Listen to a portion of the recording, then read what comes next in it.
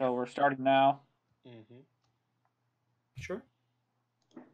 Yes. I've started it up. I assume Hanson has as well. Uh, I guess I'll start. Hey guys, Zulier here with a bunch of fellows from the IYG locals. We're here to talk about the new series information from the Cardfight Vanguard website and the live stream. A lot of changes in there. I'm joined with Kitty, Diesel, Austin, and Ash. How are you guys doing? Doing pretty good. Making it through the day. I'm ready to talk about some cards. I'm excited to be here. All right. So I guess the first things that on everyone's mind, everyone's lips, no more stand triggers. It'll be a change. we can.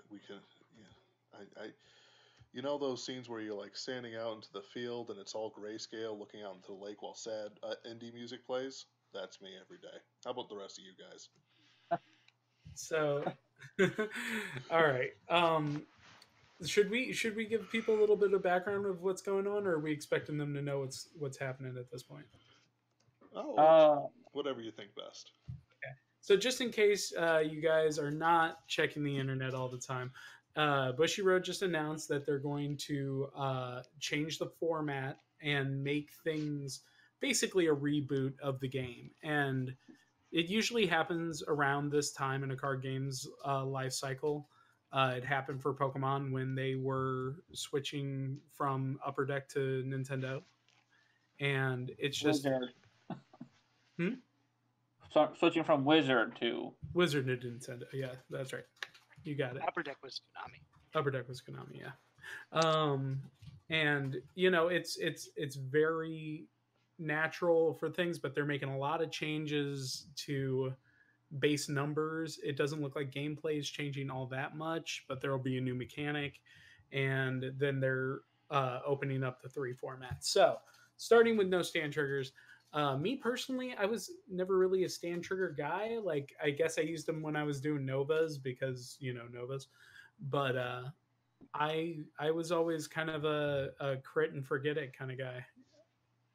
So the new front trigger, which will give 10,000 to everyone in the front row, will work pretty much just as well for me as a stand trigger ever did.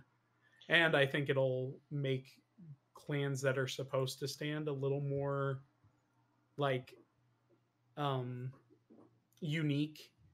Like Nova Grapplers will probably get stand effects again rather than power when they stand. And I think that'll be cool. Yeah, I was kind of in the same boat where I use a lot of control decks. I don't use stands. But there's a couple things that I liked about the change to stand triggers is that since you can't drive check stands anymore, you already know everybody's abilities on hit or when they stand. The amount of attacks that the opponent gets per turn is, for the most part, solved. So you have a better idea of what you're guarding against. And the other thing with... Go for it. And I would just say I like the front trigger edition, although I think that it might make everything too binary, where if you run front triggers, you just attack with the Vanguard first all the time. But things might get more complicated later, but that's what I think. Well, the thing is that unless you run a mechanic within your deck that allows for rearguards to stand of their own accord or through various abilities, it's always going to be Vanguard, Rearguard. Like, and...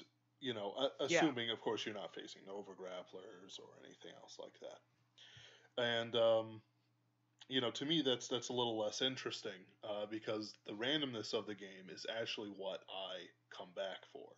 If I want to just, you know, get my ass, you know, beat by some, you know, guy playing $1,000 deck, you know, I might as well just play Magic and have, you know, a wider social group or something. You know, it's... you know, the loss of the stand trigger is a little bit bothersome, but honestly, it's not so bad as some people I think are saying. But it does make the decks less interesting for me to fight, especially deleters. Like deleters without stand triggers, Yeah, I'm not. Oh yeah, I'm not worried yeah. about it That at all. that extends to some clans, like even Neo Nectar. Like all these clans that get big numbers and need stands for multiple attacks, they're they're in trouble. But they'll probably work differently when we Oh get yeah. this new stuff. Yeah, I don't think that they'll recreate deleters given the new system. I think, well, if they do, they'll Well, like revamp it entirely. I'm just using it as an example. Oh yeah, yeah, yeah. I know what you mean. well, see, Diesel says that, but in the manga that the show's based off of, Ibuki uses deleters instead of Messiah. So tell me about this manga because Kitty was talking about this earlier. There's a manga that it's based off of. It's a new series. So the new series is a reboot of the original one. So back to Q4. Back to Q4, which Back to really, back which to reality. really explains why they got rid of the first season of Vanguard off of YouTube because they want to redo it. I think this is a great decision, by the way. I haven't watched anything since like season 5. I really So, One. but there's some issue, but there's some issues with doing said reboot the way they are. So because I'm what would you call it? Bad. I waste my money. Fuck it. Every time I go to regionals like Chicago, Indianapolis, I always end up buying a volume or two of the Vanguard manga. So after they announced that we were getting a reboot based off the manga, I was like, hey, I own those books but never read them. And so today, I got home from work and I said, hey, I'm going to read these. And yes, they are terrible for a lot of reasons. The first one is that I'm assuming all of us here have at least watched like the first 2 or 3 episodes of Vanguard.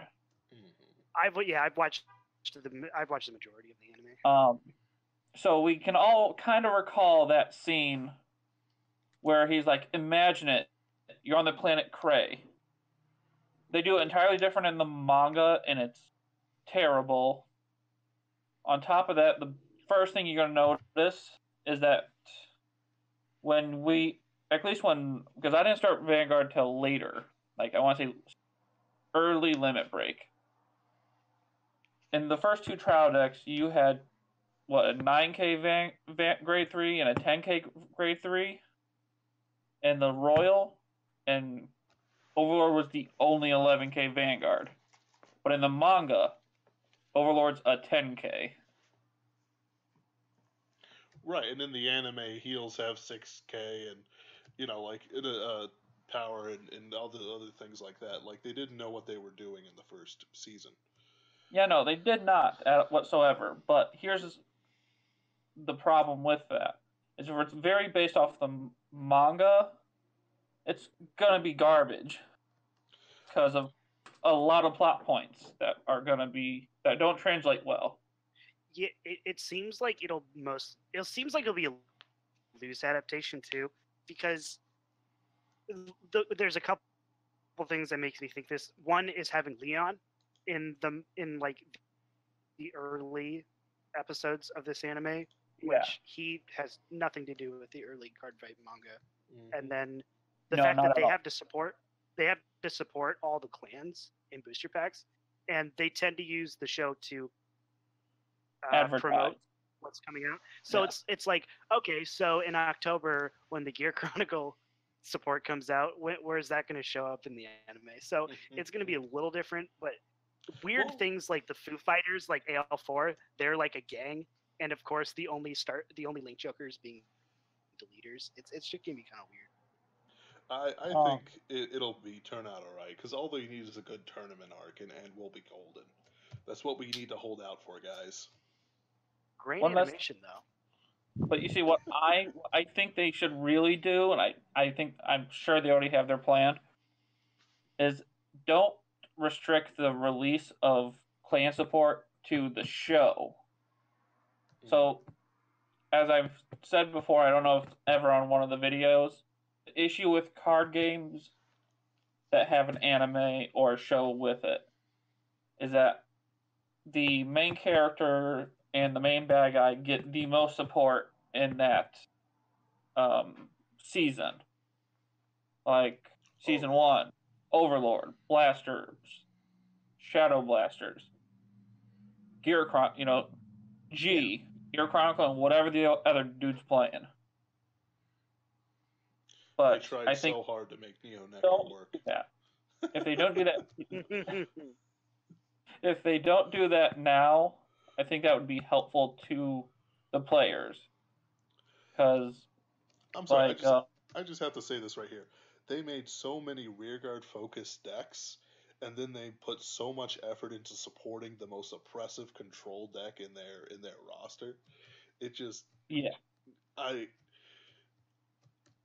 see what they're doing with it, and I agree with it in a fundamental sense. I don't know if they have the chops. Like, I'm hoping they learned their lessons.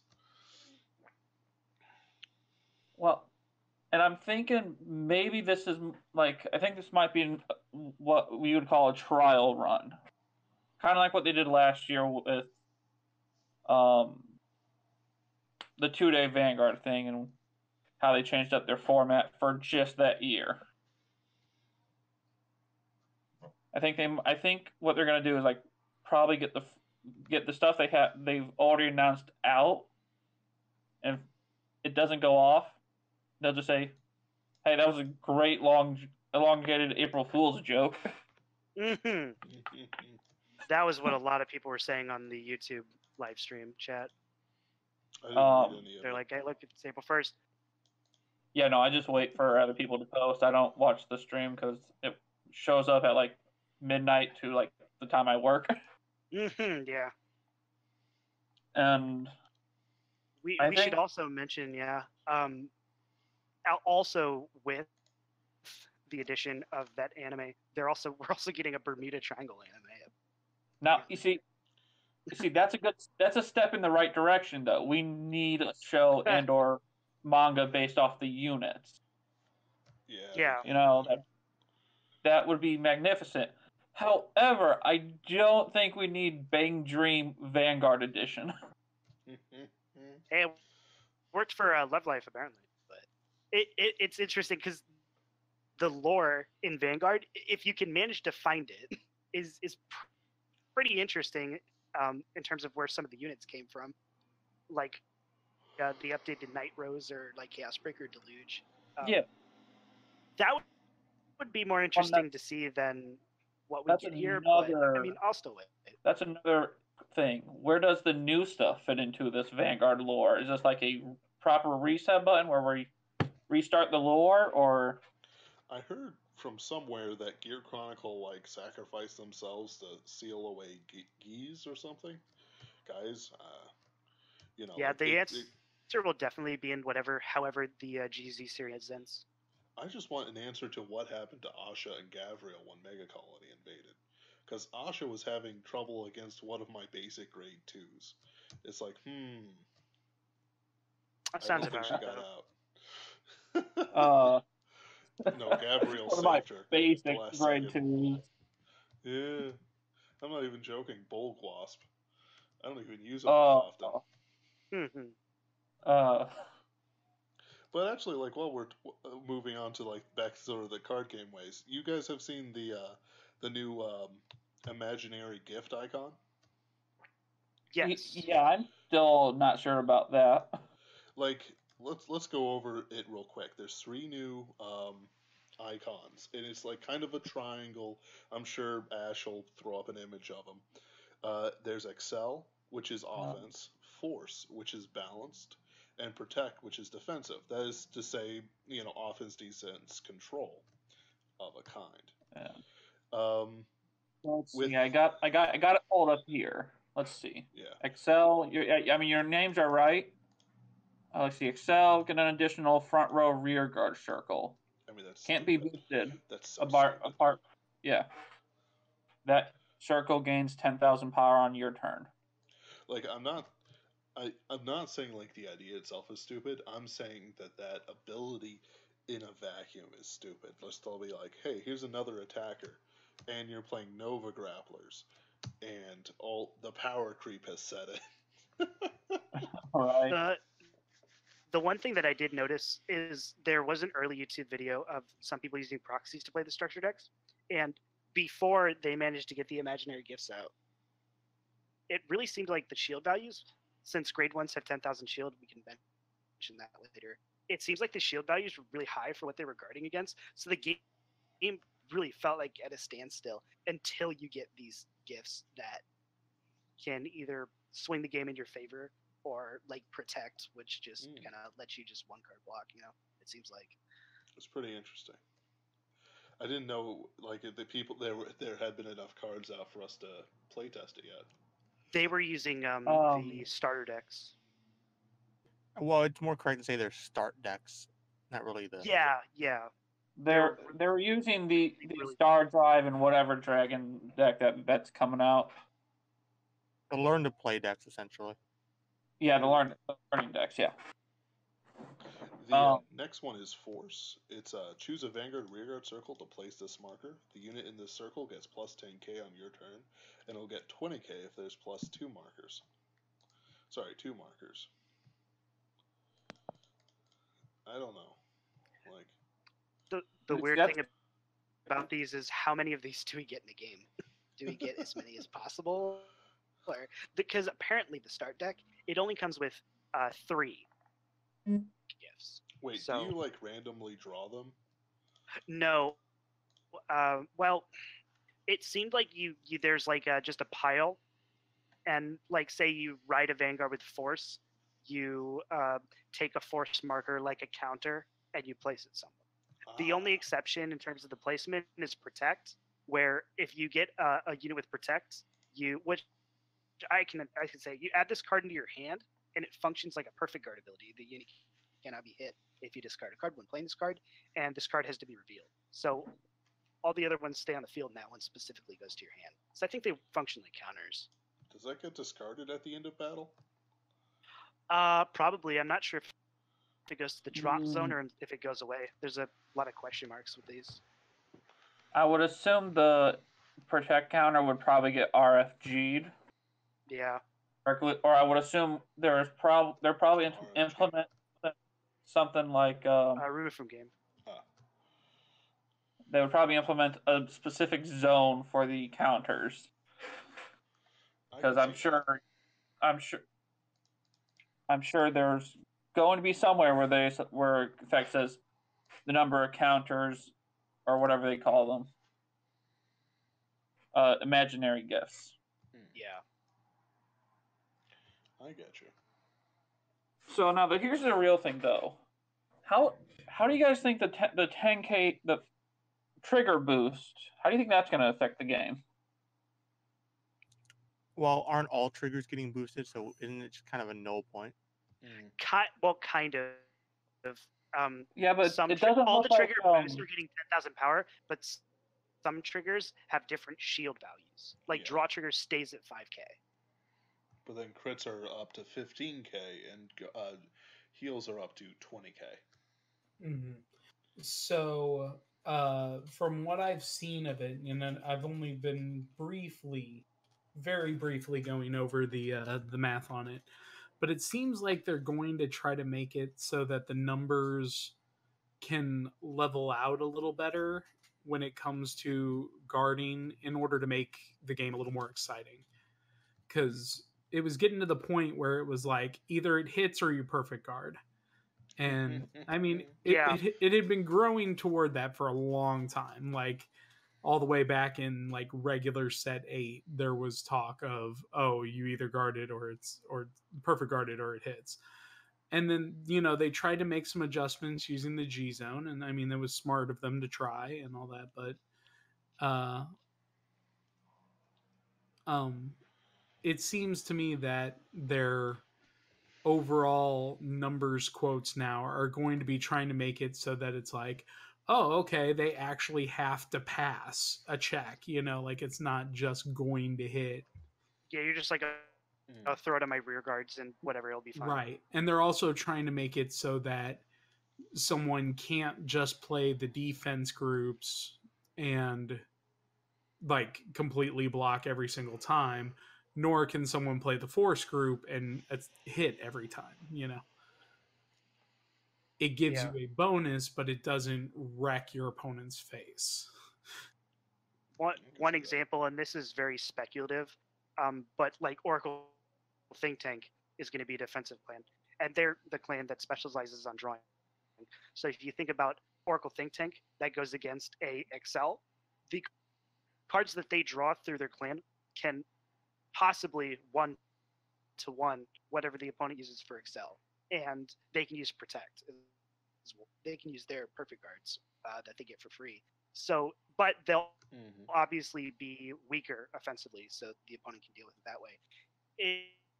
I'm not saying it'll turn towards like a rock paper scissors, but it seems like what clans are getting is unique, and they have an ability to deal with each other, and not like before when decks hard countered each other. Like Yeah, now that you mentioned that, I wanted to hit on that point real quick. It felt like, at least in the G era, like, you know, in vanilla Cardfight, I should say, people's clan meant a lot more things. And then, especially clans like OTT or whatever, then you went to the G era, and it's like OTT's drawing mechanic wasn't really that special anymore. And what they got, Oracle or whatever, for exchange for it wasn't. I don't think it was as advantageous as just drawing extra cards used to be. But every clan pretty much drew a lot of cards, so it's not like they actually had anything extra to that. But now we're going back to since, you know, like, it's pretty much like a rock paper scissors thing. I think it's kind of sort of like that, but it makes their the clans unique again, and I think that's probably one of their goals. I'd like that quite a bit, because it's like, I like the new Gridora Mega Colony, but at the same time, it's not the Mega Colony where I'd have to scrounge for every resource and like surgically slice into an opponent's defense. You know, now it's just, I beat them to death. I like it. It feels good, but there's no none of the old subtlety that made me learn and love the game. Yeah, I guess if we could go off of that point, I guess like we could answer primarily for each of the main clans that we play, how these kind of changes would affect us and what we're expecting for the new support.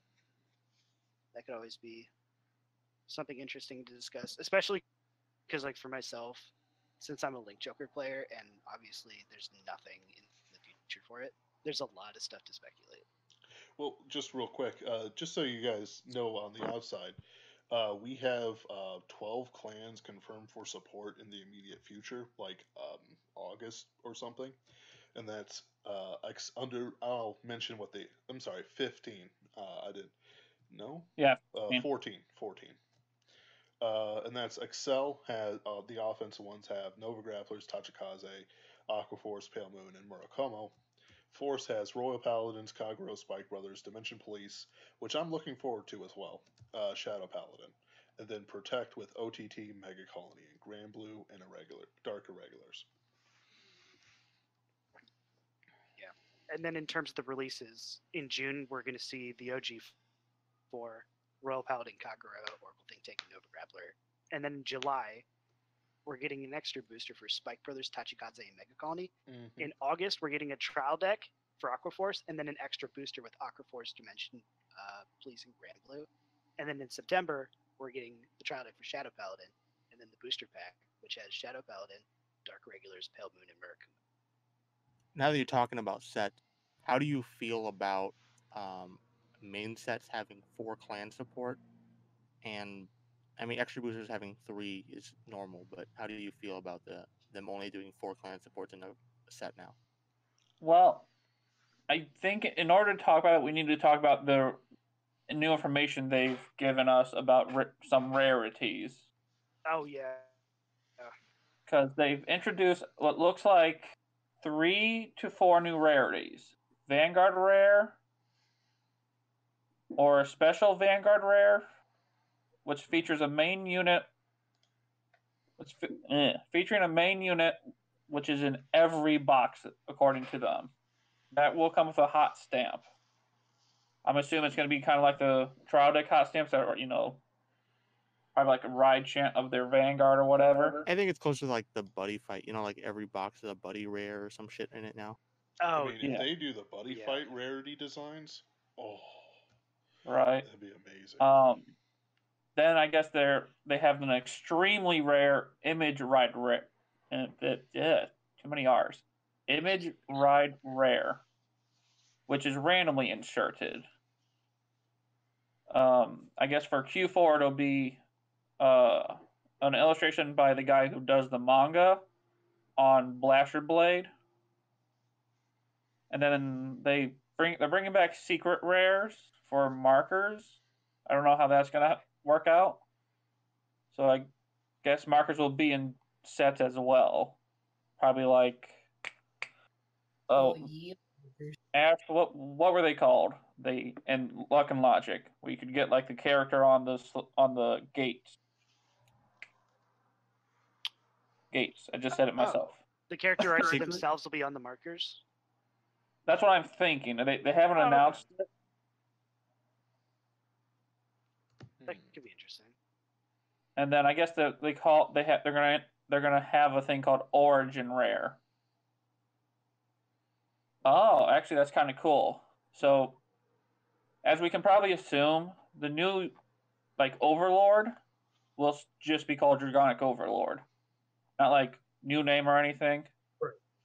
And an Origin Rare will have the original Overlord art with the new skills and card frame.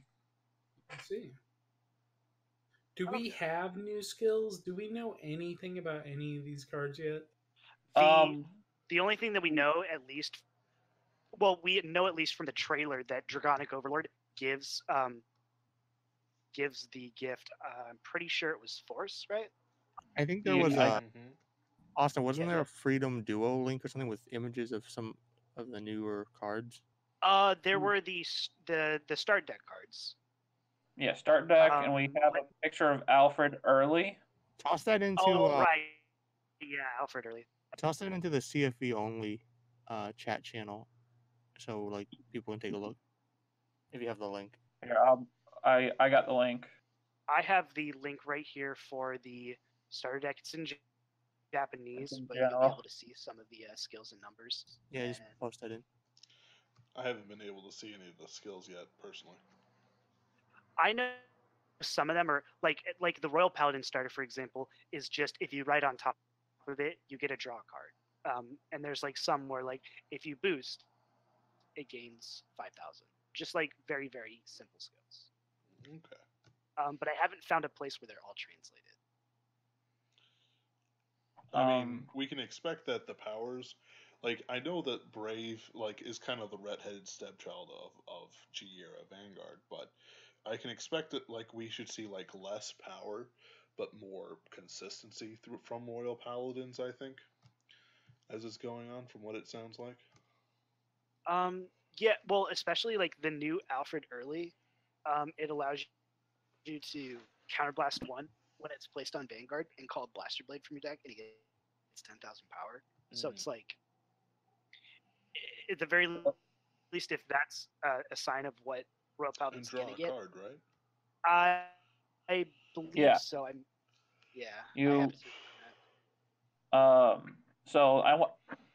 So I kind of want to talk about how they changed the symbols in the game.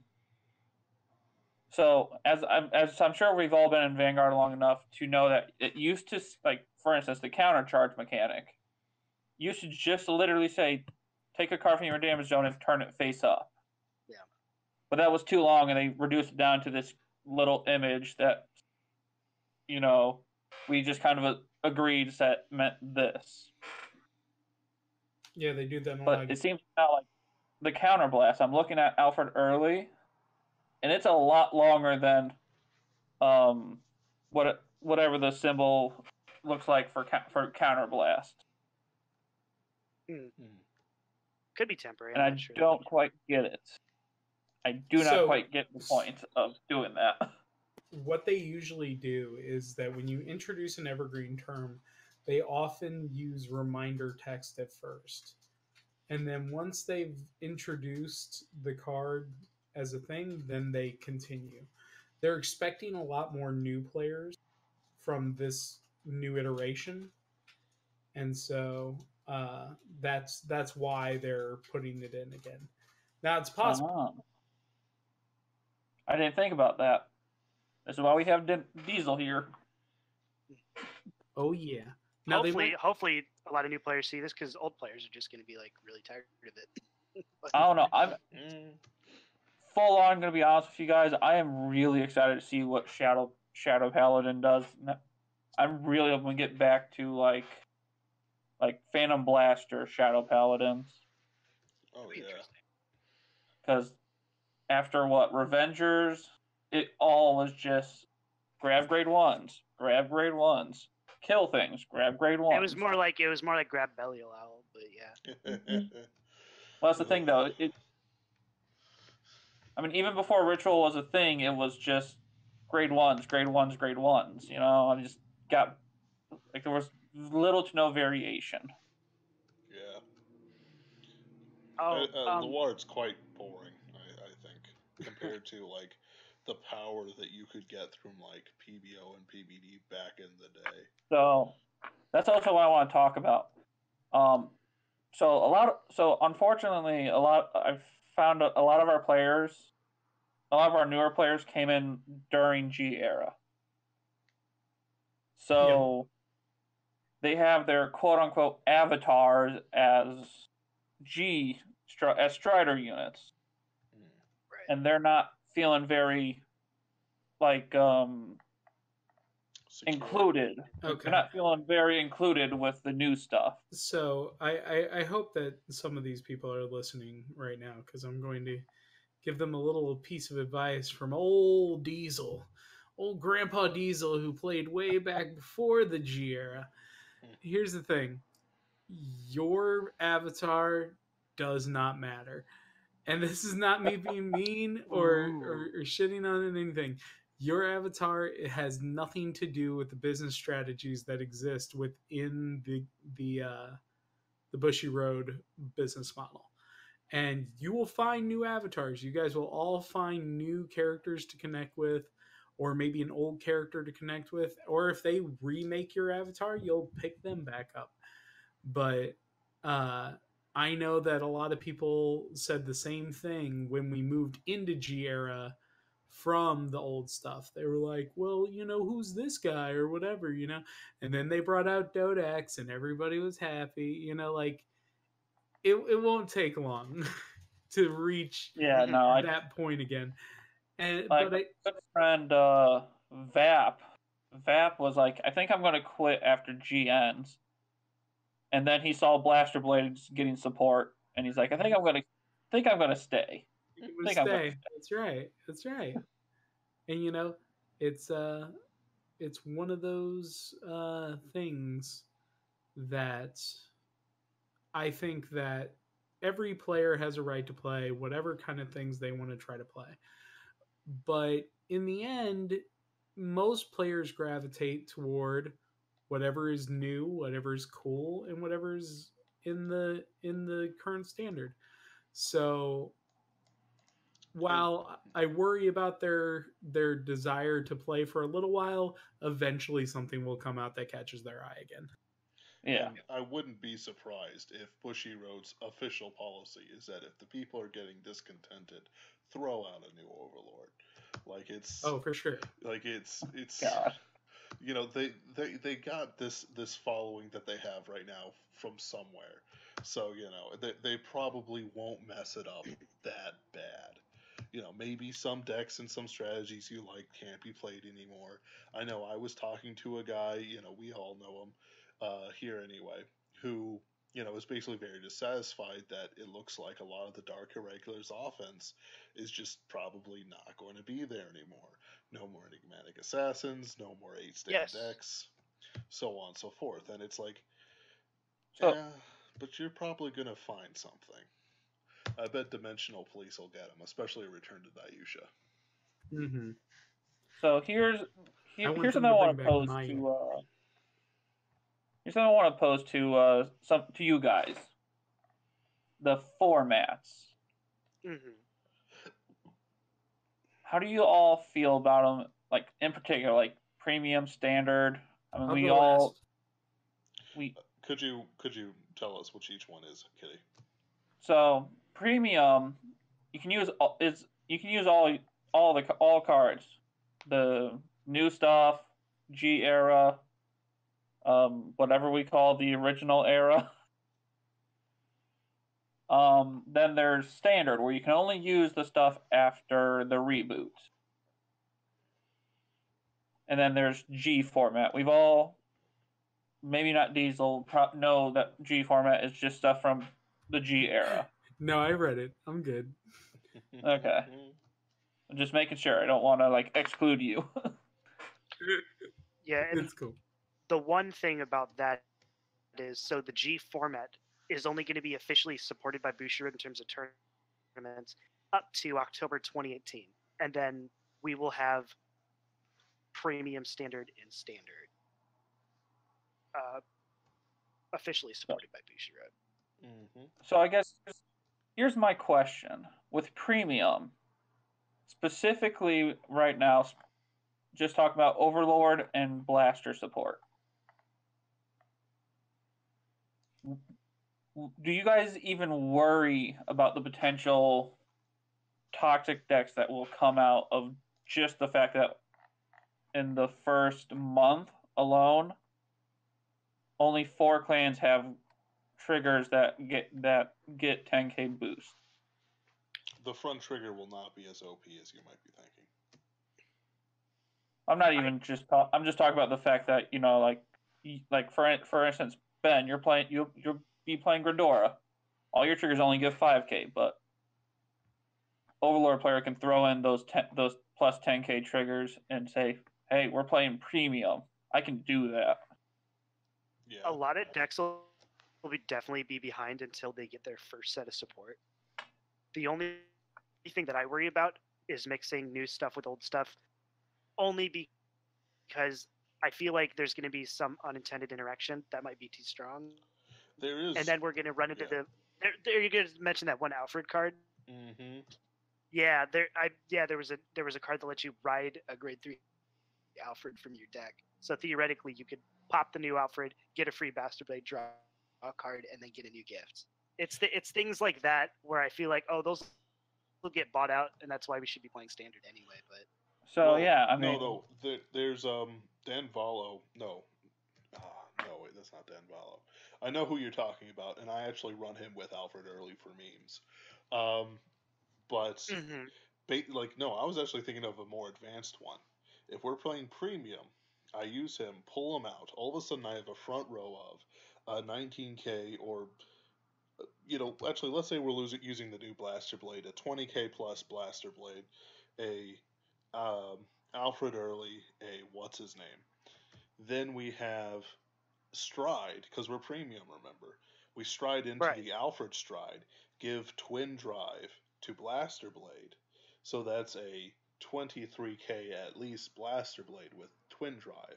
And then we use the Flogel, at least one Flogel, to get an extra 23k, maybe even more, based on the amount of triggers you get, to Vanguard. There's, just the interactions with it and upgrading the triggers just does so much. Yeah, because all these Vanguards are just on place right now. I mean, if you go premium standard and you add Stride, it's going to be a little scary. Oh yeah. Well, and that's like, and I don't mean to like name drop, but our good friend Mr. Young. Mr. Young never really grasped the concept of most of Vanguard. Hence why he doesn't hang around.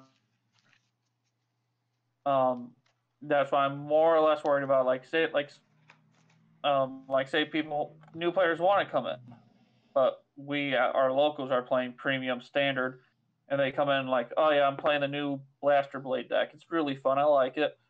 And then Diesel comes in and says, get rich, scrub. I'm playing Overlord with old stuff, and I get to free stride. Purge. Get wrecked, nerd. And The then he's purge. like, Purge with 5 triggers. this is too good. And then he goes into one of two states. I want to buy that Overlord deck. And then, locals makes money.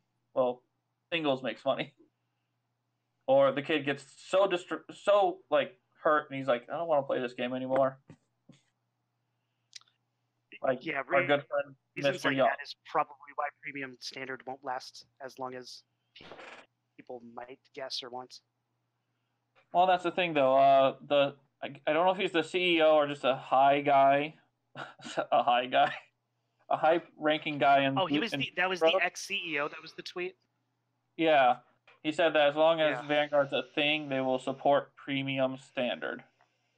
Right. Well, it's like Magic supports Legacy, but Modern is by far the most popular one. And we see it in like the players who play Wild and Hearthstone, or different formats in Yu-Gi, or in Pokemon, where it's like the quote, the Modern is always the biggest, no matter what, even when formats rotate. I mean, as soon as I get my new Mega Colony cards, it's just going to be a new Mega Colony deck, Right. Because if you have to switch out most to your main deck, and you're just adding a G Zone if you're playing Premium Standard, you might as well just play Standard. Yeah. Anyway. If I'm just running a completely new deck with like all the new cards, maybe like 1 or 2 things not there, like Vulcan Laferty, assuming they even have Darkface in the future, like it's basically gonna be a G Zone. I can switch in or switch out, based on what we're playing. Yeah. So on this topic, I don't think that there are new formats, and this is why. Everyone is going to be playing Standard within the year. Agreed. Yeah. Like there's I entirely agree with that. Yeah, there's no reason to not play Standard, because everything's getting boosted, everything's getting new effects. Base numbers are going to be too low off of stuff from the old stuff, and really the people who are going to try to play what's it called, premium, will find themselves, like, if you do build a deck that's like old cards and new cards, that works, that functions great, that's awesome, but I think they're going to find themselves ramming their head against the wall a lot of times, trying to find that perfect blend of old stuff and new stuff, and in the end it's going to be as effective as just playing all the new stuff. The new stuff's going to be easier to get, it's not going to be ridiculously expensive because person X did find a way to make dote work, And I think that the Bushy Road tournament scene is actually not going to support premium for very long either. They want people to focus on new cards. They always have. Like, there hasn't been a set in probably the last 3 years that they haven't gone, drop everything and buy this set. Like, whatever you were playing before, don't play that. Play this set. That's why they built clans the way they did in the first place, because it was like they wanted people to have multiple clans and play multiple decks. And then every time a new set came out, it was like, oh, my favorite clan from this group just got something. Here I go. It's all about that paper. And I think that Standard is going to provide a lot of fun and a lot of new interactions and things like that. But I think overall, anybody who's going to be trying to play cards in premium, they're going to find themselves outrun really quickly by whatever comes out. I think that it will be more in the Commander Laurel sort of category of things, where there's 1 or 2 cards that will, survive into Modern just because they're just too they're just too good. Yeah. Like, I'm not even going to say good. I'm just going to say too perfect for it. Like, because and then it's like, but then again, I bet we could probably guess who they are. Laurel, Enigmatic Assassin. I wouldn't even say Assassin. You You I could wouldn't even say Assassin throw out would make. Muleptin and Zinc for Link Joker. Yeah. No, I think what I think Link Joker wise, we'd probably get pretty much what we did when it first came out. You know, it was a pain in the ass when it came out, but you know, you quickly learned to play around it. Yeah, I think that they'll balance them better this time around. I don't know. Hopefully. This is the same company that gave multiple consecutive supports to Link Joker. I don't know. It's okay. They did that, and then they're just like, nope, standard's different now. So I'm like, oh, sweet, I used it for a month or two. What do you guys feel about? Because we know the Bermuda set's coming out next month, and it seems like they'll probably be the most powerful, I guess, G deck because they have like all these new abilities. Just to name one, the 6 perfect guards, for example, or perfect guarding the whole field. Do you feel like that really gonna affect much or anything, or like? Well, before we started recording, we were kind of talking about how, like, at least before this reboot, the game itself was getting ridiculous. I mean, there was just so much stuff you had that was just coming out. Like, again, that perfect that guards the whole field. You know, just Gize. I mean, if you don't beat your opponent the turn after he Gizes, you lose. Yeah. So I mean, yes, I think Bermuda will be the best. Will probably be the best. Produce the best G decks. We'll see. I don't. But I disagree. I don't think so. Like, even though the stuff coming out is pretty powerful and unique, it's all gimmicks. And is it stronger than Dominate and like Chronovisor Heritage? Yeah. Like like even just like me saying, you can't do anything in that column. You know what? I want a breather column. You can't play cards for a turn. You know. Well, I'm not saying that. Like, I'm not saying that the new stuff will be strictly the best, but I think the way it interacts with everything else would still generally speaking, come out on top. No. So that's generally the tough thing is that it'll be at least slightly competitive, and the SD cards will be chase, but it's also at the end of basically a solved era. Mm-hmm. Like, I'm not doubting that they're going to be good. It's going to be a Bermuda set. Some smart guys are going to get the right things together in the right times. But then a lot of other clans have answers. What was it? That Dream Team Madre or whatever that came out the last. We'll have another one of those for. What is it? 4 weeks. Give or take a month and a half maybe, and then we'll get the new stuff. People will be like, we rather play premium until maybe August when there's more than 4 clans you can play. Right. Yeah. Because I mean, who the hell plays Spike Bros, Tachikaze, and Mega Colony? Fucking weebs. Maybe they'll make them more interesting this time around. Didn't you see all those Spider Girls and stuff I was posting? I mean, come on, man. Come on, I'm loyal to my Spider Mom. You can't. But no, I think like that. So, and again, I know some of us weren't around during the start of Vanguard, me being one of them. I think we're gonna face a pretty early problem with sub clans already. Yeah. So obviously, Blaster Overlords already there. But because I decided to read the manga, not just one volume, but all 10 of them. That Um, can't have been healthy. I know at least in the booster pack Q4, most of that Nova Grappler stuff is probably going to be Riser support.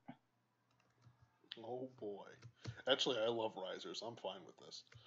We see, Like I'm a new fine perfect riser. with Oh. Risers, but I don't want.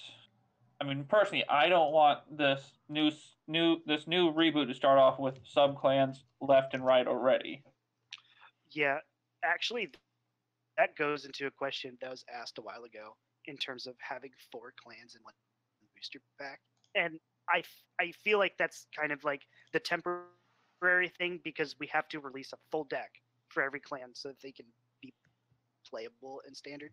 Because especially like early Vanguard, when they tried to do New Batama, and it just there was very little cards for it, and it didn't work out. But that was also a balancing issue. But anyway, we're probably not going to see subclans for a while, or if anything, you know. I'm gonna go. And then someone asked, would they bring over the keywords like blaze, not dominate? They might. I mean, it all depends on what they decide to do with the new setup. Because if I were them, if I were building this up, I would not bring anything over until I've set up a new good core. Mm-hmm. So we got to find out how the new core is going to sit. Yeah, this new core is going to situate. And like the reason they brought in keywords in the first place was because the game was getting stale. But if the new imaginary gift mechanic is good and the rock paper scissors of the 3 different groups is good and the core mechanics of each clan is back to being fresh, then they don't need that. They won't need that extra boost. And when they're ready, they'll introduce things again. Me personally, I want to see something done that kind of fits the Mega Blast situation. For those kids out there who don't know what Mega Blasting is, originally, if you wanted to do something super uber with your grade 3, you had to ditch 8 cards in your soul and turn all 5 of your damage face down, and that was the only way to get a really super cool effect out of your Vanguard. And it was fun. There was fun in that, and it was hard. I mean, it was never supposed to be the easy thing to do, but there was something enjoyable about pushing for it. I played Still Vampire for a while, and I played what's his name, Agravain. Does anyone remember Agravain? Yeah, man. One of our players tried bringing that back when Gold's got some support. Yeah. I might have tried it in a new era, just like throwing Agravain in a what's his name deck, the Sun Boy. I guess that's what kind of people are kind of worried about, is that this new reboot is just gonna be a shit ton of reprints. Well, reprints and remakes are not the same thing. Remakes. And yes, there are going to be remakes. I mean, they have to. They're starting the entire series over from day one, and they're giving a lot of the clans to the same people. Aichi's still doing Blaster Blade. Toshiki's going to do Overlord. And there's a good chance Misaki's going to play... we already got the Amaterasu picture, so right. So, it's there. It's a part of what's going to happen. So rather than whinging about it, let's see if they're smart enough to come up with cool ways of revamping these characters to give them some semblance of newity. You know, like if it's just Blaster Blade again, if he just drops, Counterblast 2 and kill something, I don't care. I don't give a shit. But if he comes out and he does something fresh, he messes with the mechanic of imaginary gift, or he does something special involving rear guards, but not the exact same as his last iteration, I'll try him. I'll see what he does, you know? Especially when I we just mean, got legacy supports, retrains would definitely be lost to a lot of people. That, Right. you know, But I think a lot of people are looking at this as, how is it going to affect the game I play right now? It's not, because you're not going to play that game anymore. You're going to be playing the new game, and you're going to be figuring out new mechanics and new ways to interact. And that's the fun part. so one of the things I talked to a disturbingly high amount of people about today is, Kitty, what about the deck I just spent X amount of dollars on? Get Sit and Shrek'd. enjoy it. June's not that close. it's true. Oh, but it'll hit you faster than you think. Like a freight train. Like, no, and then I mean- all the values go. I know exactly what you're talking about, and this is what I'm going to say. There's never been a point in this game that most of our customers can remember where you buy a deck and you're actually solid for 6 to 8 months. Yeah. Like, never. No, yeah, that's well, unfortunately, Vanguard that's a terrible has- business practice. I mean, Vanguard's been one of the games where if you stuck with clan loyalty, you were pretty fortunate for an absurdly long time. You like, could, If you think about it, yeah, you could play a game, you could play a deck for a year, or like even before Mega Colony got support. Darkface was solid for a very long time. See, I And- don't know though. I don't. It's not that I'm disagreeing that Darkface was good or whatever, but I do think that within a couple months of Darkface coming out, it wasn't smart to play it against whatever the current standard was. Now it kept boosting back, and that's good. And new decks will do that too. Kitty Kun, Team Bach Yeah. is an AFK. Okay. Sorry. It's bad. No, that's good. But yeah, it's Well, the thing I about guess yeah. like what we're talking about here is that, like, if we talk about people who are dedicated to the clans, like I'm dedicated to Mega Colony, just whatever. Like, as long as they don't turn it back into what it was, like set 1 of GB1. I'm sorry, of BT1, where it's Counterblast 2 to stun one thing, Counterblast 3 to stun 2. What a deal. You know, I'm going to be pretty happy with whatever's involved. You know, I was the only one who was making Darkface work. That is to say, I was the only one putting the effort and time and skill into making a very specific deck with a very specific win condition and abilities and stuff like and counters to work. Other people, if they said, I bought this Darkface deck online, and they tried to play it like a year after it was released, you know, I would just start laughing, you know, my butt off, just because I know what's going to happen, and it always did happen. Like, in the end, I'm the only, you know, I'm the last Mega Colony player standing, even after the support. right. I guess the point that I was more trying to make is that people who stuck with their decks and who managed to play it a long time, like, say you could play a deck for a year and it would still decently work competitively. You're so lucky compared to other TCGs. Oh, for sure. So- Sure. Like, when everyone's just like, oh, I just bought this deck a few months ago and now it's not going to be any good in June or July. It's like, man, a lot of games have a lot less time to work with your decks. Exactly. It's like you would never go into Yu-Gi-Oh thinking that you're going to play something during one season that's going to be good the next season. Never. Transitioning from Yu-Gi-Oh to Cardfight Vanguard after playing that game for 15 years or so, yeah, you do not expect your decks to last, and even if it's a pseudo, let's say it's pretty much premium standard format over there, to make the comparison, you're only playing new stuff. It's a pseudo format rotation almost every pack. Yeah. And so to those players, I say, you guys have a couple months. It's going to, it's March now. June is a bit away. You've got time to enjoy that deck. And when you go into the new standard, you're going to like the new cards so much, you're not going to care that you didn't get to play the deck that you built in March. Like I don't know a lot of players who play the same deck from March to June anyway, even if they could. Yeah. Like Very. yeah. Yeah, most people want change. They want the variety. That's why new sets come out all the time. So, you know, I don't think anybody's going to be hurting for fun stuff to do. I think Right.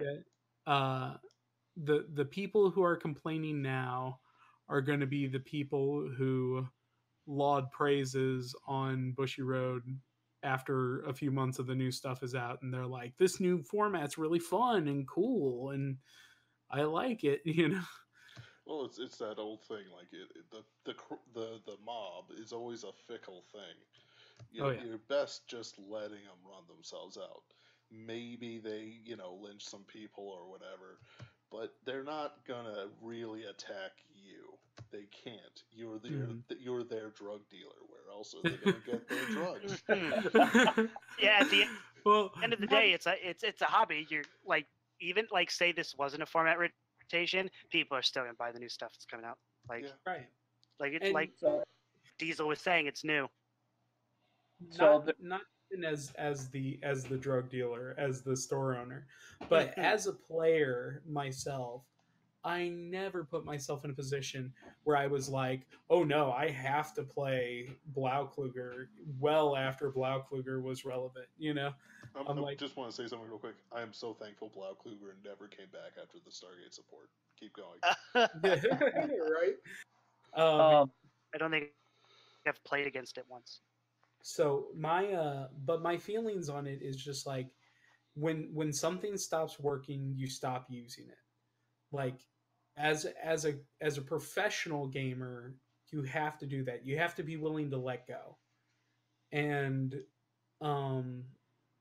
you know, the competitive players are going to let go immediately, and the casual players might hold on to their thoughts for a while, but they're going to want to try it. It's all cool. It's all new and neat and fresh. Why wouldn't you not want to do it? So it's just one of those things. So I've been while we've been talking, I've been messaging people on the Budget Fight Discord, and kind of getting their input on this. And one of them only said 2 words to me, and then said, "That's all you need. All I need to say." And he says, "Gust Gin." Gust Gin. And it sickens me that I know he's talking about the fact that Gust Gin remained $20 throughout most of Vanguard's history. Vanguard Bari was about the same, wasn't it? No, it got reprinted in 9. Okay. So Gust Gin wasn't reprinted for like 4 years. Until G era, most perfect guards were like $10+ because you needed 4 of them, and they only ever had like the one. Like back in the original Vanguard, like each Royal Paladin Perfect Shield was $20 a piece. Like set 1 maintained value for like 2 years or more.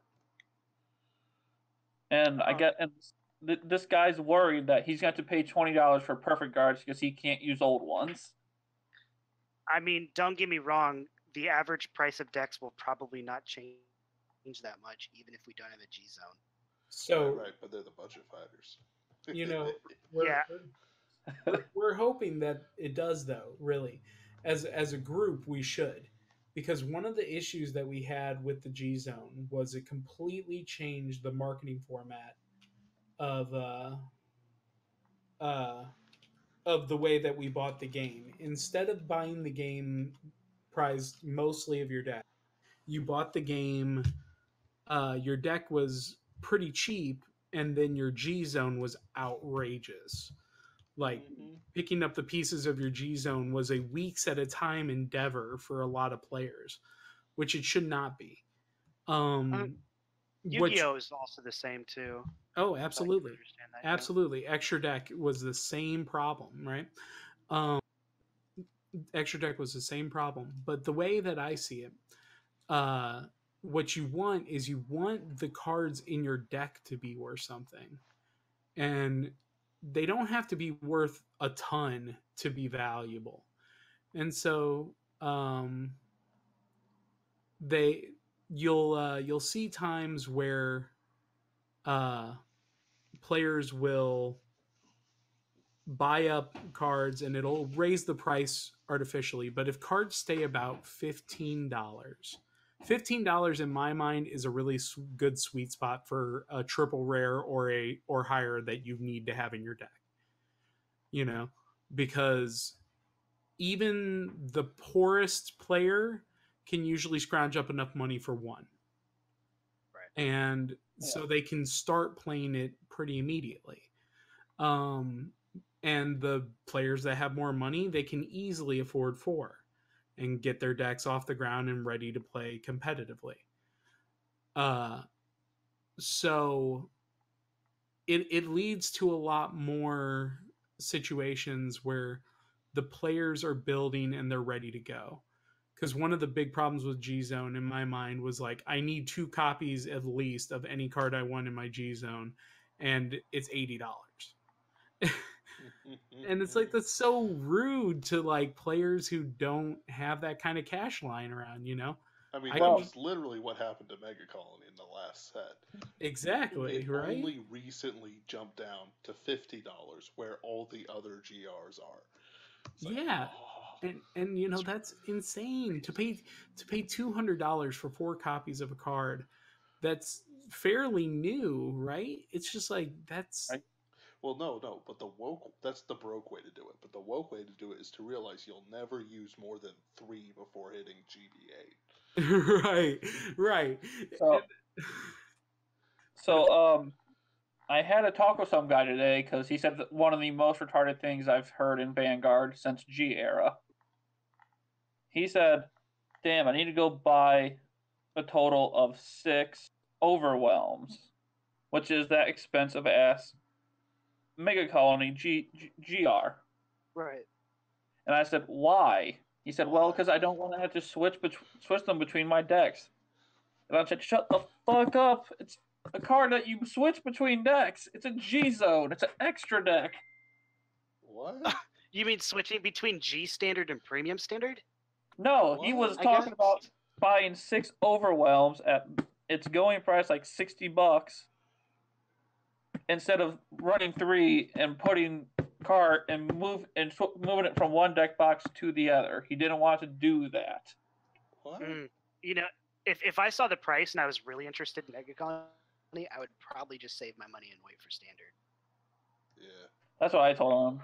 That's why Ben told people. I said, I'm like, if you really want it, go buy it. If you don't, that reminds me of one other point, which is nice about standard, is one big problem that Vanguard has had, and especially the Gustian and Laurel as well, the secondary market in terms of buyouts and artificial price inflating screwed over a lot of cards that were 4 to 5 years old that people still used.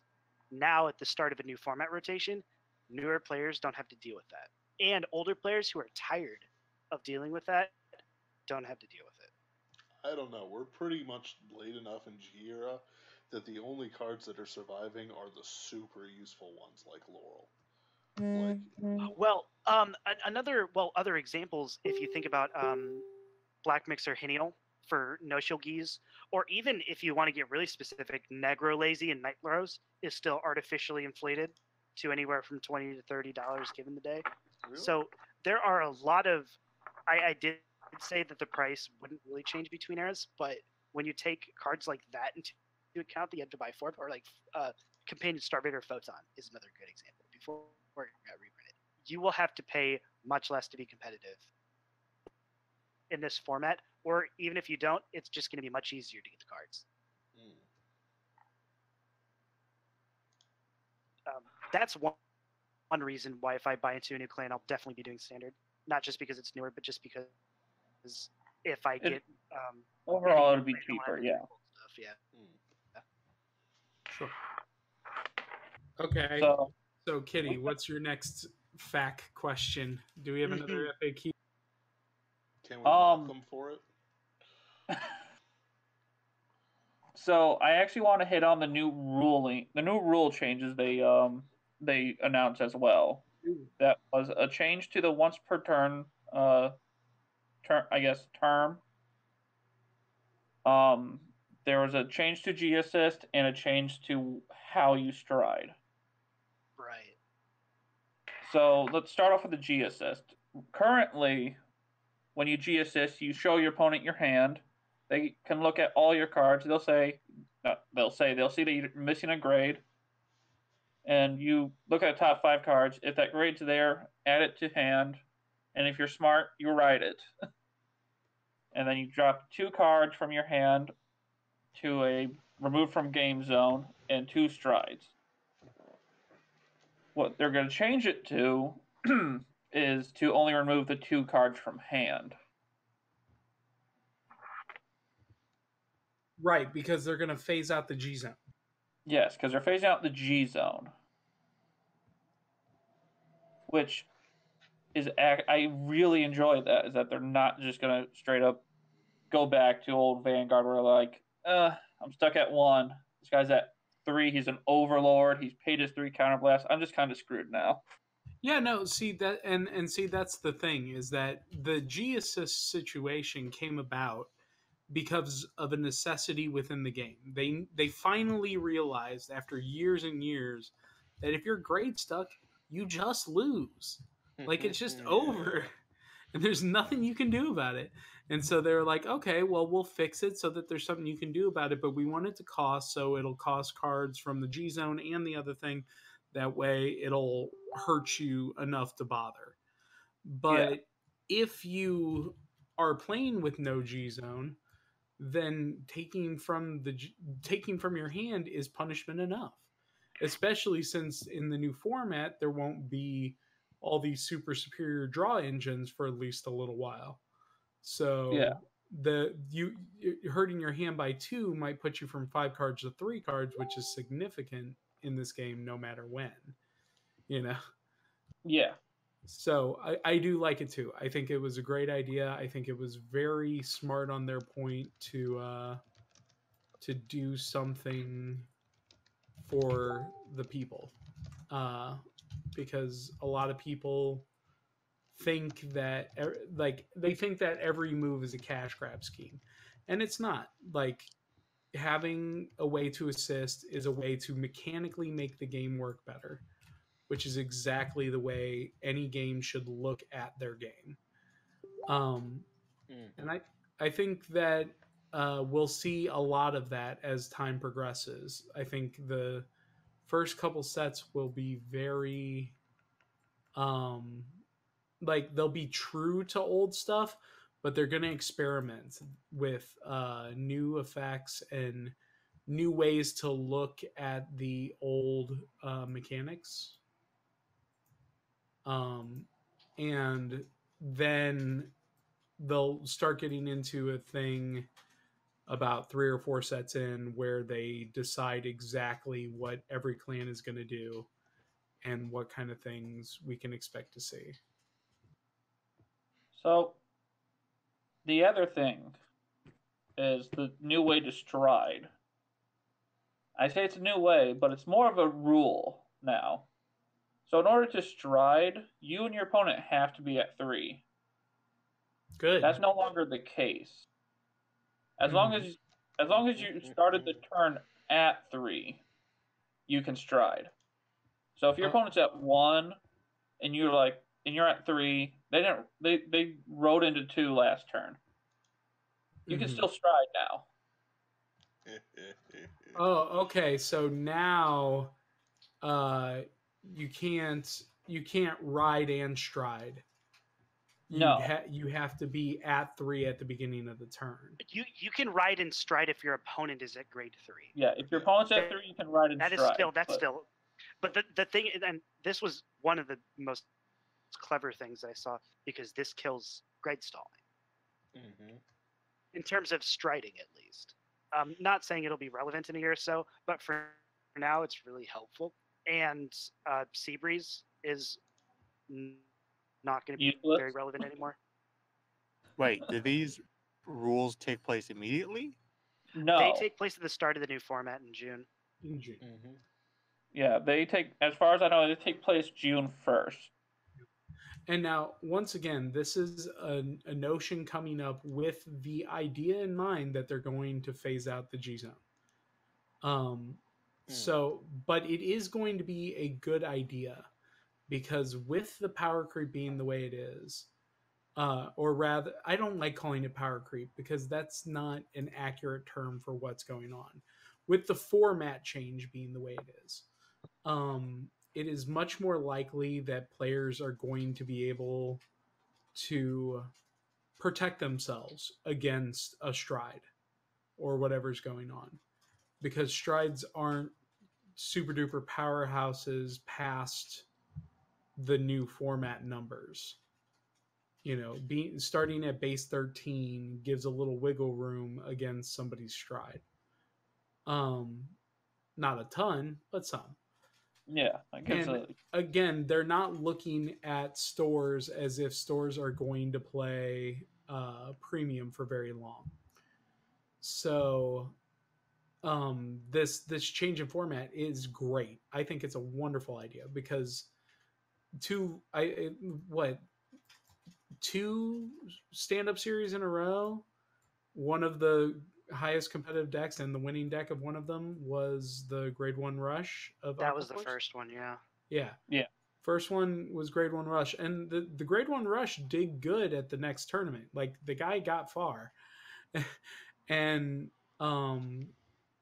it's rough to try to play the game the way that it's meant to be played only to be hindered by someone's like, I'm not going to play that way. No, like the 7Cs thing, there was clear counterplay that you could do. There were, sure. like, specific things At that least you in could the do second stand-up series, yeah. Oh yeah, and he didn't make it. In the first one, it was very hard. Well, in the second stand-up series, we had decks like Battle Sister and Blaster and Vanquisher that could do things early game. I'm only saying this because I played 7C's Rush in the second stand-up series, and I got destroyed just due to that choice. Right. Yeah. Well, but see, that's the thing though. When you got destroyed in the second one, were people playing against you also playing the game not the way that it was intended? No, they ended up being able to play the game as intended. It was kind of at a start when Blaster and Battle Sister were coming into meta. They were introducing decks that could function better during the early game, so it would kind of mitigate the effects of not being able to stride. But well, that's what he's trying to say is like in G era, the whole game is late game. Yeah, the whole game was built to be played with the notion that you are going to stride, that you are going to G guard. Right. It was basically stage 1 vanilla Vanguard, stage 2 the real game. Right.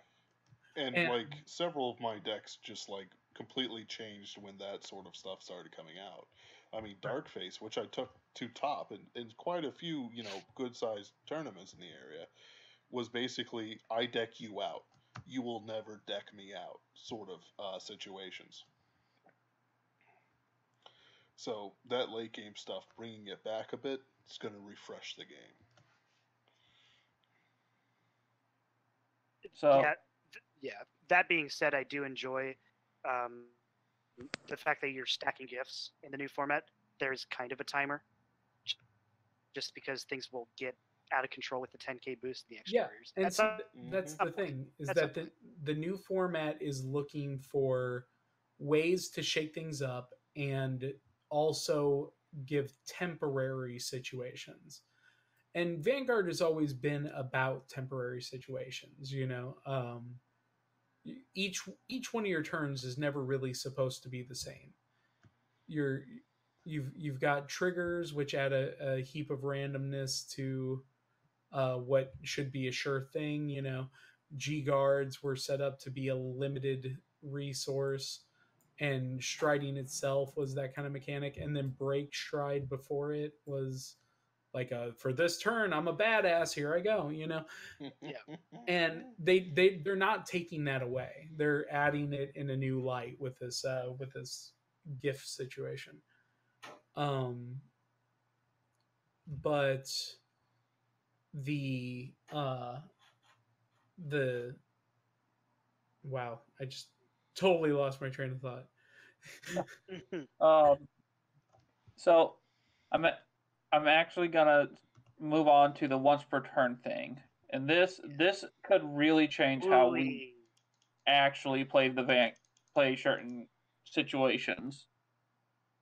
So currently, the once per turn keyword trigger, whatever we want to call it,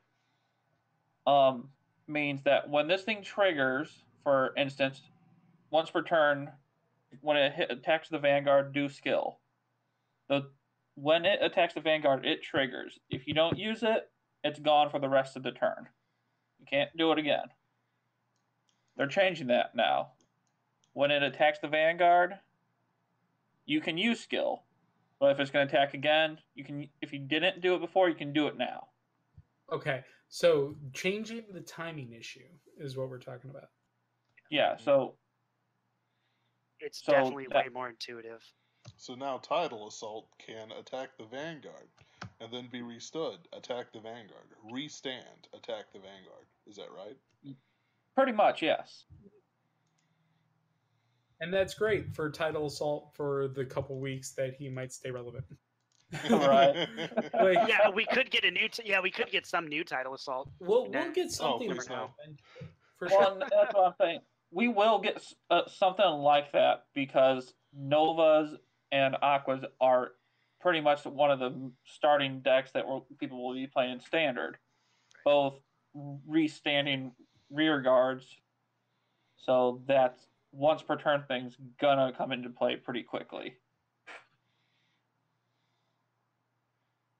I guess. I think it's just going to be around. It's just going to be a weird ruling for some people who are playing Tidal Assault. Crayon Tiger as well. Ooh, Crayon Tiger. That's a good thing. Because I don't play Great Nature a lot, but my brother does. But does that mean that they can infinitely the thing that limited the what? Does that mean they can infinitely loop it? Pretty much, yeah. No, the problem with Crayon Tiger previously was that if you could only really use Crayon Tiger after your Vanguard attacked, so you could choose. So you put your triggers on whatever you want to restand with Crayon Tiger. If you attack with Crayon Tiger before that, you wouldn't be able to use it again. If you manage to stand Crayon Tiger, so it's just like I'm not quite as have as much information on Great Nature, but it gives them a little bit more freedom, and a lot of other cards that at once per turn, it gives them more freedom for their moves, and especially having to work with this really weird ruling in the first place.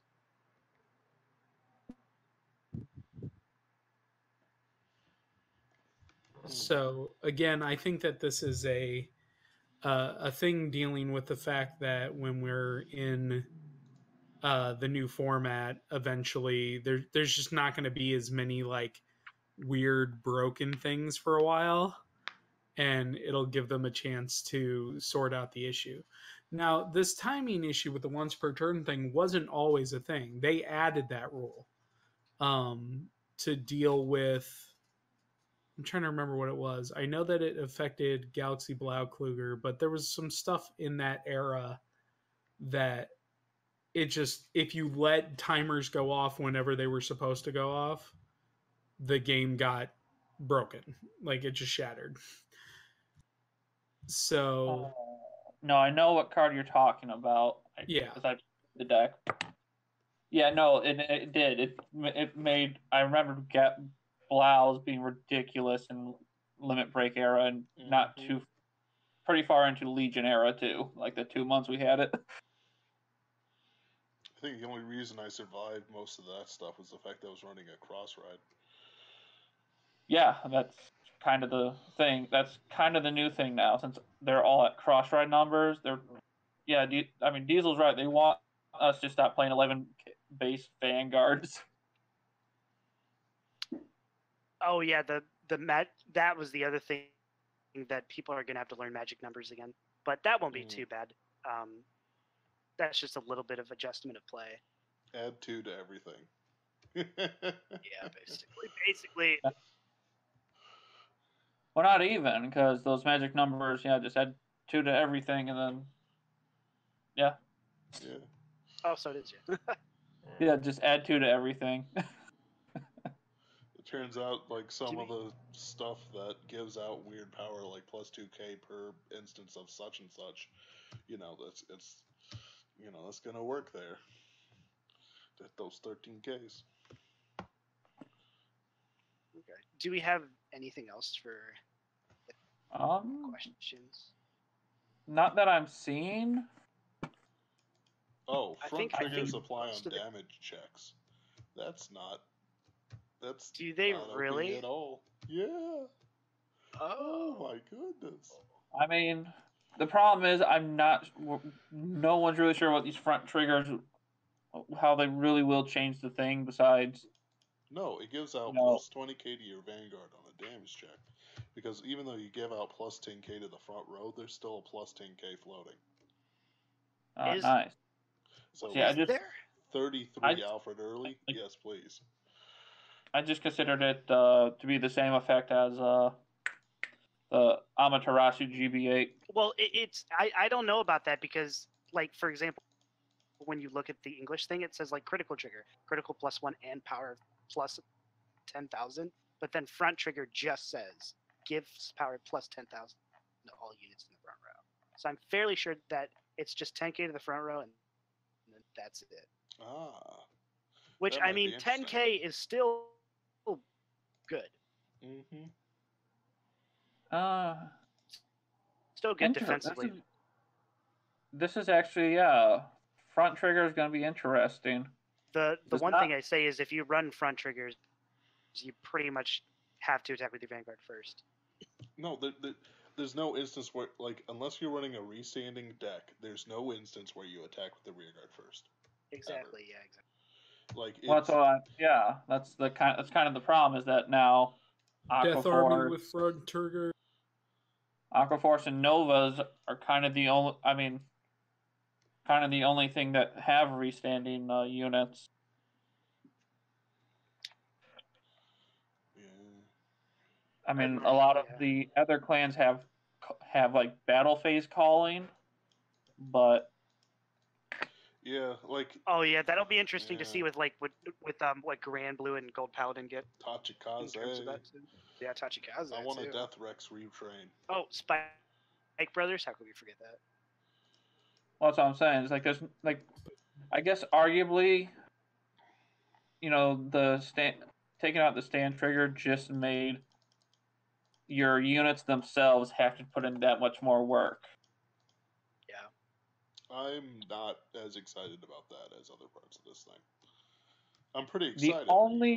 The only problem I have with it is Dreaming Dragon. A lot of the best triggers in this game are stand triggers. Well, they had to, otherwise people wouldn't play them. I don't think I've played a single stand trigger in my decks, other than like Makeup Widow and Old Darkface. Makeup Widow. Unfortunately, I still think the best trigger in this game is that reindeer crit trigger. Like it's a grade 3. Yeah, that's gonna be interesting in premium standard. Yeah. Right. I'm gonna have like a month and a half to play that. Does that mean we're gonna get 2 Bermuda Triangle packs in the same year? Yeah. We gotta get a new one, yeah, for the new format. It depends on where they're counting a year. Oh man, yeah, no, that's what I was talking to someone. They were like, oh, I won't get Link Joker or Gear Chronicle till September or sometime at the end of the year. I'm like, or maybe they're just going by a fiscal year, and you won't get that shit till or by like a year starting in June. I feel the same inside, but I'm just gonna play other stuff. Yeah, we're all dead inside. Don't worry, Austin. I miss Link Joker. I was talking to Virtual. Mm-hmm. Oh, that's no. Ash might be able to answer this. So somewhere, I've been told that that when you buy one of the trial decks, you get the other one. Is that true, or is that just some weird ass speculation? It's not true from what I've gotten. So the stores just got our pre-order information probably less than 5 hours ago, and it looks like both the trial decks are going to be different. But to promote people just buying the product, it looks like all the trial decks and the boosters are going to the first prints are going to be coming with extra stuff that are not going to be packaged with it. So the stores will have to hand them out when people purchase stuff. Yeah, no, they already announced that what the fuck is it? A release campaign. Purchase 4 booster packs of Volume 1 and get a special PR pack. Which I actually just read this, and I was right.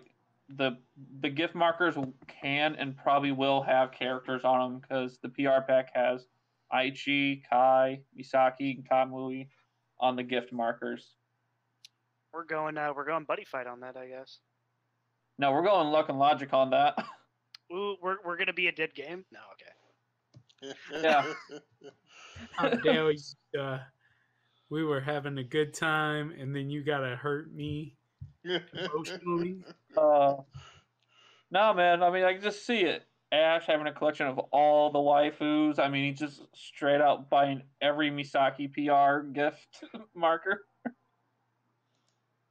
On that note, I might start with Oracle Think Tank, but not sure yet. See, I think I'm gonna go either Kagero or Nova Grappler. But worst case scenario, I'll wait till September with the Shadow Paladin trial deck.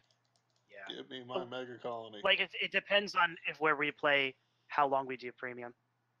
Having that said, there is like a month and a half between the Bermuda release in Japan and the new stuff, so I'm not sure how they'll play out the reveals for those. Yeah, maybe they'll just do more the weekly streams with the daily reveals like they have been, but since you brought it up, my guess is that it's going to be normal. Yeah. When did you think would be because obviously eventually all the stores are going to switch to standard. I would guess, unless they had a strong following otherwise. Yeah. When do you think, or how far into the release schedule do you think would be the perfect time to switch, if you were the one deciding? If I was the one deciding, I would probably do it somewhere around August to September. I would remember when we have 14 clans to choose from, or August when we have 10 clans to choose from. Just enough time for everybody to at least find something that they want to play. Yeah, I think September would be best. Like late September, I think the day we get the Shadow Paladin trial deck and booster pack, booster box, whatever, is probably the day I would recommend. Yeah. Announcing that we're gonna switch to standard, because more than half the clans will have support. Yeah. Granted, realistically, I'm with Diesel though in terms of saying it's going to be sooner than we think. Mm-hmm. But I think by August, most of the Yeti players specifically would It's just like June is way too early. Yeah, I wouldn't enjoy it. Like June, and it's like I'm playing some piddling like Royal Paladin booster thing I made. Yeah, with 20 to 30 people playing 4 clans. Yeah, like it's like July.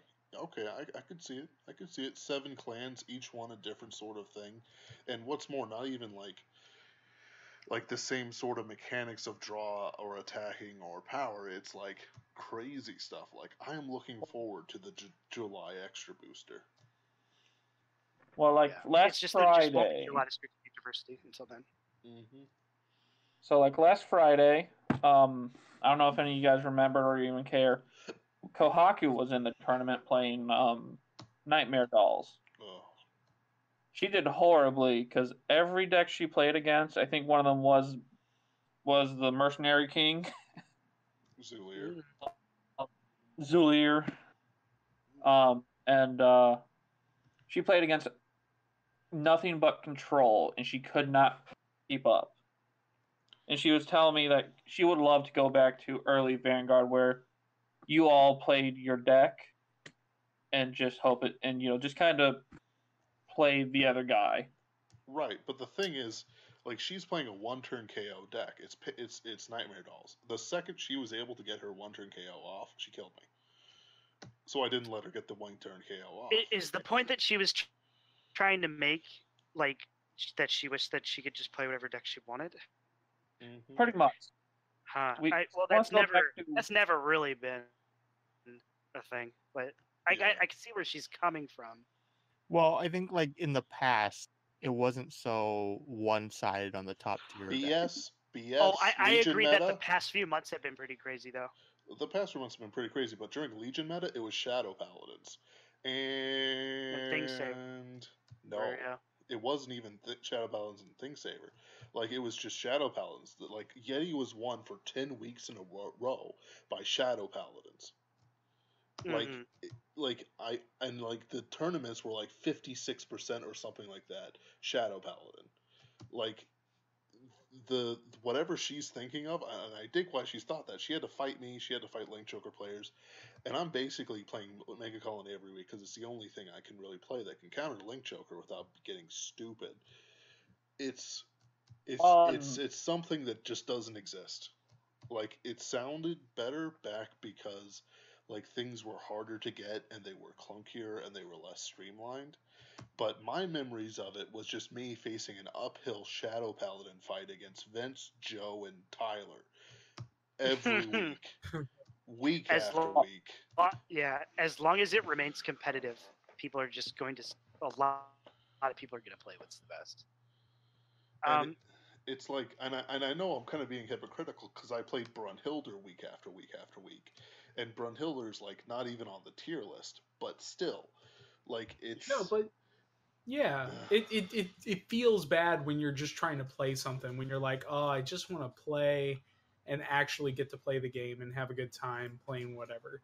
And then people are like, nope, sorry, can't do that. I got to win. I got to keep my first place position intact. I can't have any fun this week. Yeah, I guess that's the difference between locals and like free play, I guess.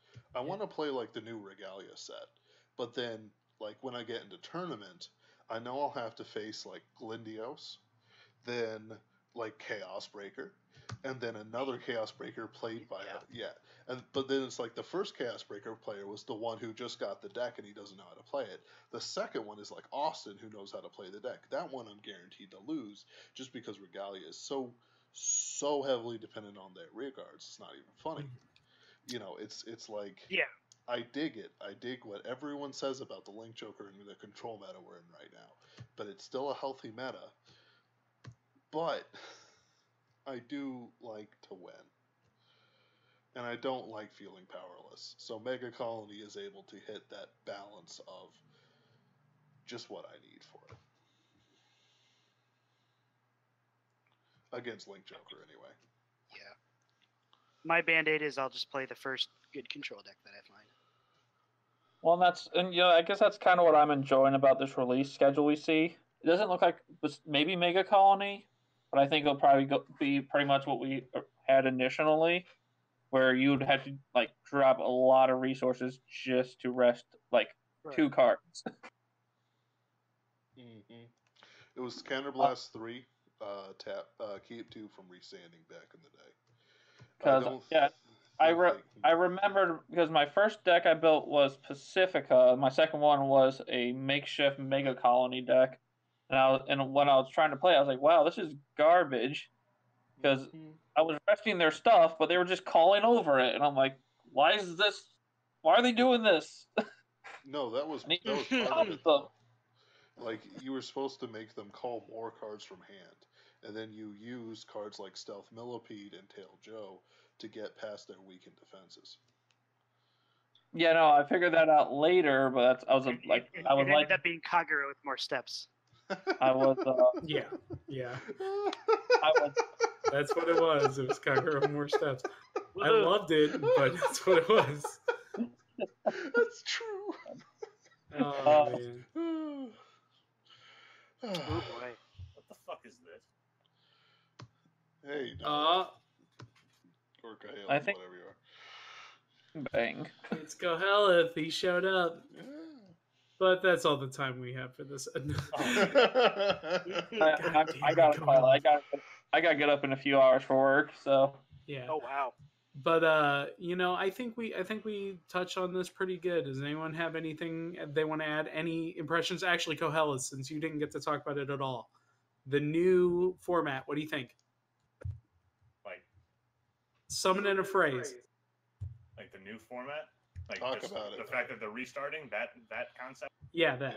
Yeah. in one word or one phrase? One phrase. I'd say healthy. words or less. Healthy. Love it. Healthy. I like it. I'm optimistic. Yeah, it all depends on, like, just I'm sure you guys said this. It all depends on how well it's supported when it comes to the old format. Because if it's not supported, yeah, people are pissed. Yeah. But if it is supported, this is healthy. I think They'll we'll find a way to see do both. some good stuff. I think we'll see some good stuff. Yeah, I think it'll. I'm really go excited. up well. I'm super excited because PBO's coming back, Right? and if not, at least Dark Dictator. So these are all good things. Ooh yeah, it's the manga. We should get the Dark Uh, Dictator actually. Bring back Still Vampire. Still Vampire. Oh. all day. No, No Life King Death Anchor.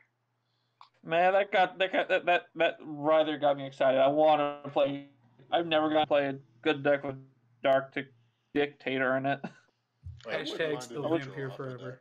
Still Vampire cannot exist in its current iteration and be good because of the rules. No, change, so. no, you don't make it in its current iteration. You Yeah, they're make called a new deleters. one, and it's good. No, I mean like because if they changed the way guarding works, so they can't just shrink anymore. Yeah, so just change it. It doesn't matter. I just want Still Vampire. He just looks cool. Right? Just He's He's Yu got Yu one of Hakusho those art, and I love him. It's all about the Korean art. Oh, get out of here. No, We're I've done. shown you the Korean art Still Vampire. You've agreed. It looks like amazing. No, it does look great. It does, but still, Yu Yu Hakusho forever. Anyway, all right, guys, we're gonna call this one. Thank you guys for listening. We really appreciate you. Check out the channel, see some stuff, and we'll talk to you guys real soon. Goodbye. Okay. Why is there monster Yep. girls in here? Have a great evening.